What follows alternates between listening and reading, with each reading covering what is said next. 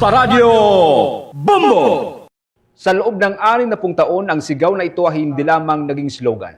Ito ay naging bahagi ng araw-araw na buhay ng milyong-milyong Pilipino sa buong mundo. Kung paanong ang malakas na tunog ng bass drum ang nagbibigay ng kumpas at ritmo sa isang parada, ang tambol ng Bombo Radio gumagabay sa bawat kalahok upang sabay-sabay na humakbang tungo sa isang direksyon.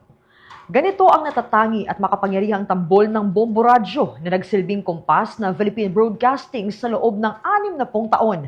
Ito ang naging hudyat ng balita, impormasyon, serbisyo publiko at pag-asa para sa maraming henerasyon.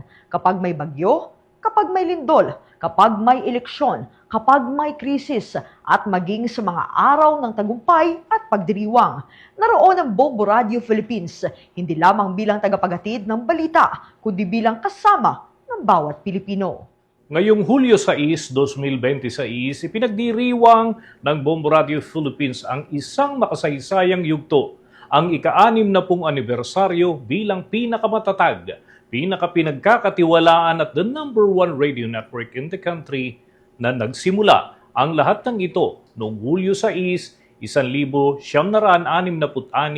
sa pamamagitan ni Don Marcelino Florete Sr., ang visionary founder ng Bombo Radio Philippines, at sa masugid na pamamalakad ni Dr. Rogelio M. Florete, ang kasalukuyang chairman ng Bombo Radio Philippines sa ilalim ng Florete Group of Companies, mas lalong lumago at lumawak at umunlad ang Bombo Radio Philippines.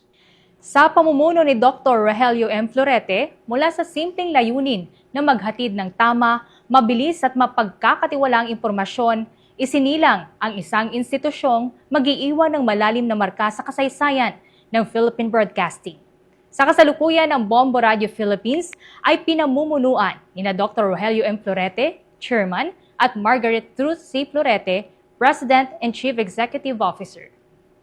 Sa ilalim ng pamumuno ni Dr. Rogelio M. Florete, higit pang lumawak ang saklaw at impluensya ng Bombo Radio Philippines mula Luzon hanggang Visayas at Mindanao.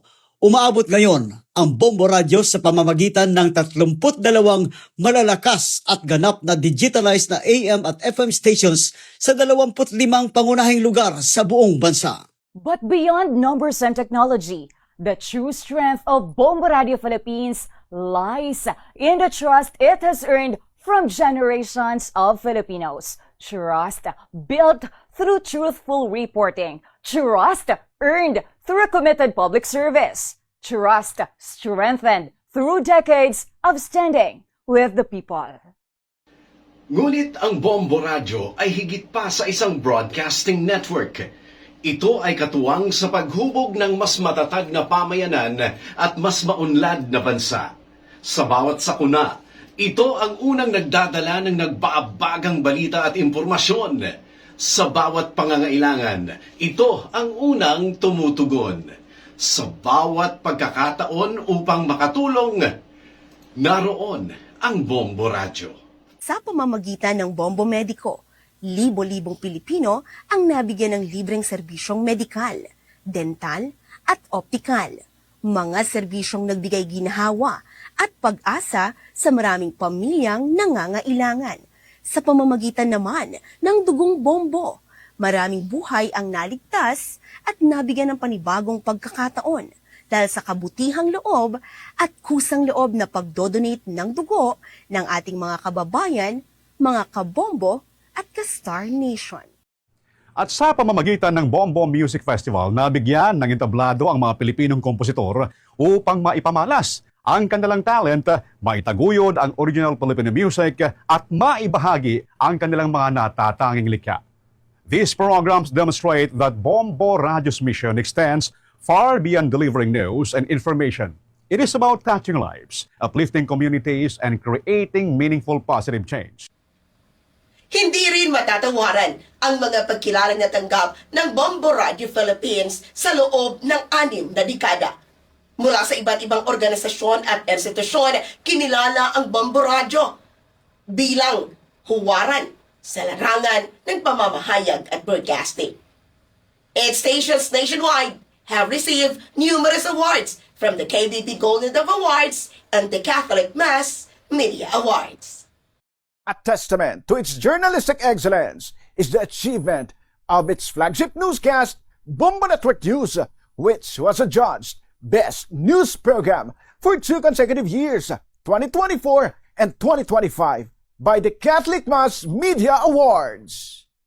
Kinilala rin ang Bombo Radio Philippines bilang Radio Network of the Year ng Rotary Club of Manila sa kanilang Pro Patria Journalism Awards 2026 sa natatangi nitong kontribusyon sa responsableng pamamahayag at pinagkakatiwalaang balita at impormasyon. Mga parangal na sumasalamin sa mataas na antas ng profesionalismo at dedikasyon ng buong Bombo Radio. At sa likod ng 60 taong tagumpay, may isang leader na naging mahalagang bahagi ng paglago at patuloy na pag-unlad ng Bombo Radio Philippines. Isang leader na nagbigay direksyon sa network sa panahon ng pagbabago at modernisasyon. Isang leader na naniniwala na ang katotohanan ay hindi maaaring ikompromiso at ang kahusayan ay dapat maging pamantayan. Sa ilalim ng kanyang pamumuno, pinalawak ang operasyon ng network, pinalakas ang kredibilidad ng pamamahayag, pinaunlad ang teknolohiya, at higit sa lahat, pinanatili ang diwa ng serbisyo publiko na siyang pundasyon ng Bombo Radio. You must understand your work, you must love your work, you must understand your work. Anywhere you go, in any undertaking that you go in life, wala man easy. Yan ay si Dr. Rogelio M. Florete, ang chairman ng Florete Group of Companies, kung saan napabilang ang Bombo Radio Philippines. Guided by his principle, the truth is non-negotiable and excellence is the benchmark. He inspired generations of broadcasters to uphold the highest standards of journalism and public service. So the effort for perfection should be constant. Constant na yan, hindi. Non-negotiable for us to present a good, entertaining program.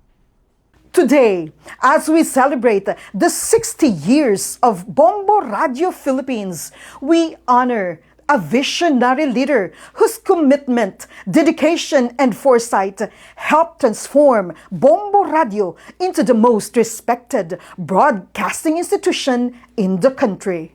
Earning trust is something that you have to work. And work 24 hours daily. Because like this impeachment, this giving away of bags of money to certain politicians. No? So there are several sides to it. Your point, the point of the other side, whether nakatinggap siya, and the right side. 3 things that you have to consider. And you have to study the event. So, ongoing yan every day. Ongoing yan. May bagong breaking news, may development, So, it is because of this format that Bombo Radio Anchor have laid down their lives in the search for truth. Sa ganun. So we should be ready for that. Dr. Florete has long been recognized as a pillar of Philippine broadcasting, a true captain of industry in media, as recognized by the Philippine Chamber of Commerce and Industry Western Visayas, as well as a Lifetime Achievement Awardee of the Kapisanan ng mga Broadcaster ng Pilipinas or KBP, whose contributions have shaped the landscape of radio journalism in the country. Among the many honors bestowed upon him are the Ninoy Aquino Award for Nationalism, the Dungog Sang Iloilo Award in the field of business, the Golden Salakot Award 2012, the Diamond Lifetime Achievement Award for Mass Media, and recognition as a business icon in the Visayas by the Philippine Chamber of Commerce and Industry or PCCI Visayas Chapter. Maraming salamat, Dr. Rogelio M. Florete.